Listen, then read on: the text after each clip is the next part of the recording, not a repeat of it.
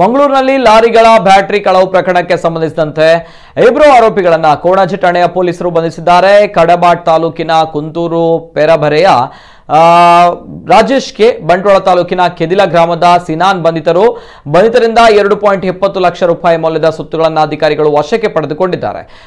ಮೊಹಮ್ಮದ್ ಶರೀಫ್ ಎಂಬುವರು ಕುರ್ನಾಡು ಮಿತ್ತಕೋಡಿ ಎಂಬಲ್ಲಿರುವ ಸೈಟ್ನಲ್ಲಿ ನಿಲ್ಲಿಸ್ತಾ ಇದ್ದ ಲಾರಿ, ಇತರ ವಾಹನಗಳಾದ ಹಿಟಾಚಿ ಮತ್ತು ಜೆಸಿಬಿಗಳ 7 ಬ್ಯಾಟರಿಗಳನ್ನು ಕಳವು ಮಾಡಲಾಗಿತ್ತು. ಈ ಕುರಿತು ಶರೀಫ್ ಅವರು ಕೋಣಾಜಿ ಠಾಣೆಯಲ್ಲಿ ಪ್ರಕರಣ ದಾಖಲು ಮಾಡಿದ್ರು. ಇಂದು ಆರೋಪಿಗಳು ಟಾಟಾ ಏಸ್ ವಾಹನದಲ್ಲಿ 10 ಬ್ಯಾಟರಿಗಳನ್ನು ಮಾರಾಟ ಮಾಡಲು ತೆರಳುತ್ತಾ ಇದ್ದಾರೆ ಎಂಬ ಮಾಹಿತಿ ಪೊಲೀಸರಿಗೆ ಲಭ್ಯವಾಗಿತ್ತು.